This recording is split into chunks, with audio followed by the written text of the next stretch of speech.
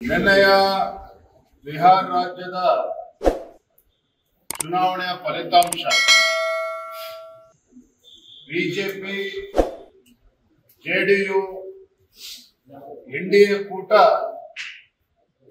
ಪ್ರಚಂಡ ಜಯಬೇರಿಯನ್ನ ಬಾರಿಸಿರುವಂತದ್ದು. ಚುನಾವಣೆಯ ಫಲಿತಾಂಶ ನರೇಂದ್ರ ಮೋದಿಜಿಯವರ ಜನಪ್ರಿಯತೆ, ಬಿಹಾರ ರಾಜ್ಯದ ಮುಖ್ಯಮಂತ್ರಿಗಳು ನಿತೀಶ್ ಕುಮಾರ್ ಅವರ ಅಭಿವೃದ್ಧಿ ಕೆಲಸ ಕಾರ್ಯಗಳು ಇವೆಲ್ಲವನ್ನು ನೋಡಿ ಬಿಹಾರ ರಾಜ್ಯದ ಮತದಾರರು ಮತ್ತೊಮ್ಮೆ ಎನ್ಡಿಎ ಕೂಟಕ್ಕೆ ಆಶೀರ್ವಾದವನ್ನು ಮಾಡಿದ್ದಾರೆ.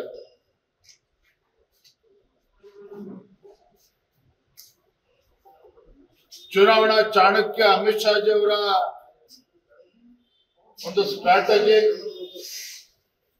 ರಾಷ್ಟ್ರೀಯ ಅಧ್ಯಕ್ಷ ನಡ್ಡಾಜಿ ಅವರ ನೇತೃತ್ವ ಮತ್ತು ಚುನಾವಣೆಯ ಉಸ್ತುವಾರಿ ವಹಿಸಿದ್ದಂತಹ ಕೇಂದ್ರದ ಸಚಿವರು ಧರ್ಮೇಂದ್ರ ಪ್ರಧಾನ್ ಮತ್ತೆ ಬಿಜೆಪಿ ಜೆಡಿಯು ನಮ್ಮ ಎನ್ಡಿಎ ಪಕ್ಷದ ಕಾರ್ಯಕರ್ತರ ಪರಿಶ್ರಮ ಇದೆಲ್ಲದರ ಪರಿಣಾಮವಾಗಿ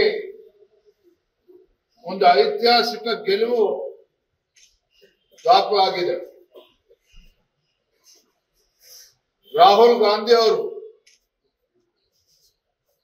ವೋಟ್ ಚೋರಿ ಅಂತ ಹೇಳ್ಕೊಂಡು ಬಿಹಾರ ಚುನಾವಣೆ ಮುಗಿಯೋವರೆಗೂ ಸಹ ಅಪಪ್ರಚಾರವನ್ನ ಮಾಡಿಕೊಂಡು ಒಂದು ರೀತಿ ಅರಾಜಕತೆಯನ್ನ ಸೃಷ್ಟಿ ಮಾಡುವಂತ ಒಂದು ಷಡ್ಯಂತ್ರ ಕುತಂತ್ರ ಕಾಂಗ್ರೆಸ್ ಪಕ್ಷ ಮಾಡಿದ್ರು ಸಹ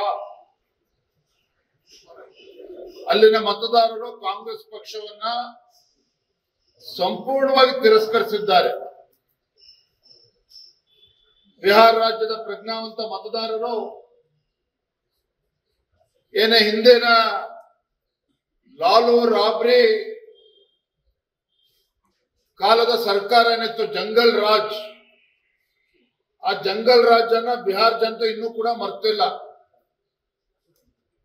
ಹಾಗಾಗಿ ಅಲ್ಲಿರುವ ಪ್ರಜ್ಞಾವಂತ ಮತದಾರರು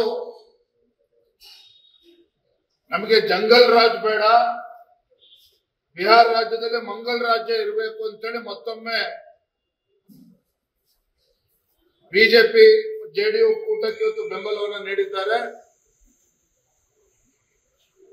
ದೇಶಾದ್ಯಂತ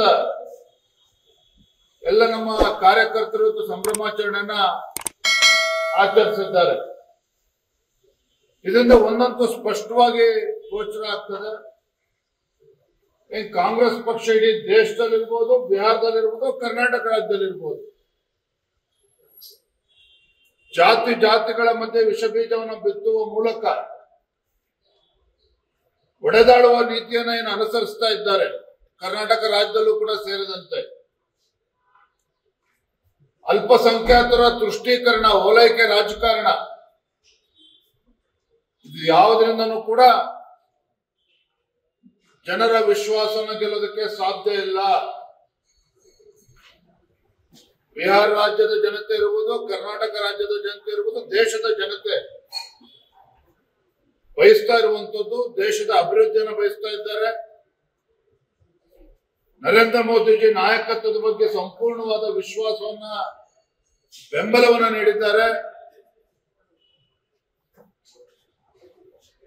ಇಂಥ ಭ್ರಷ್ಟ ಜನ ವಿರೋಧಿ ಕಾಂಗ್ರೆಸ್ ಪಕ್ಷವನ್ನ ಯಾವುದೇ ಕಾರಣಕ್ಕೂ ಬೆಂಬಲ ನೀಡುವುದಿಲ್ಲ ಅನ್ನುವ ಒಂದು ಸ್ಪಷ್ಟ ಸಂದೇಶವನ್ನ ನೀಡಿದ್ದಾರೆ. ನಿನ್ನೆ ನಮ್ಮ ಪಕ್ಷದ ಹಿರಿಯ ನಾಯಕರಿಗಾದ ಅದ್ರ ಬಗ್ಗೆ ಹೇಳಿದ್ದಾರೆ, ಐರನ್ ಲೆಗ್ ಅಂತ ಹೇಳಿದ್ದಾರೆ. ಎಲ್ಲಿ ರಾಹುಲ್ ಗಾಂಧಿ ಅವರು ಎಂಟ್ರಿ ಕೊಡ್ತಾರೆ, ಕಾಲ ನೀಡ್ತಾರೆ, ಅಲ್ಲಿ ಆ ಪಕ್ಷ ಉದ್ಧಾರ ಆಗೋದಕ್ಕೆ ಸಾಧ್ಯ ಇಲ್ಲ. ಇದು Bihar is the latest example. ಆಗ ನಾಪತ್ತೆ ಆಗಿದ್ದಾರೆ ರಾಹುಲ್ ಗಾಂಧಿ ಅವರು. ಯಾವುದೇ ಒಂದು ಗಂಭೀರತೆ ಇಲ್ಲ, ದೇಶದ ಆಗು ಹೋಗುಗಳ ಬಗ್ಗೆ, ದೇಶದ ಅಭಿವೃದ್ಧಿಯ ಬಗ್ಗೆ ಯಾವುದೂ ಕೂಡ ಕಿಂಚಿತ್ತೂ ಕೂಡ ಕಾಳಜಿ ಇಲ್ಲ. ಒಬ್ಬ ಹಿಂದುಳಿದ ನಾಯಕ ನರೇಂದ್ರ ಮೋದಿಜಿಯವರು ದೇಶದ ಪ್ರಧಾನಮಂತ್ರಿಯಾಗಿ 3ನೇ ಬಾರಿಗೆ ಕೇಂದ್ರದ ಅಧಿಕಾರದ ಚುಕ್ಕಾಣಿಯನ್ನು ಹಿಡಿದಿರುವಂತ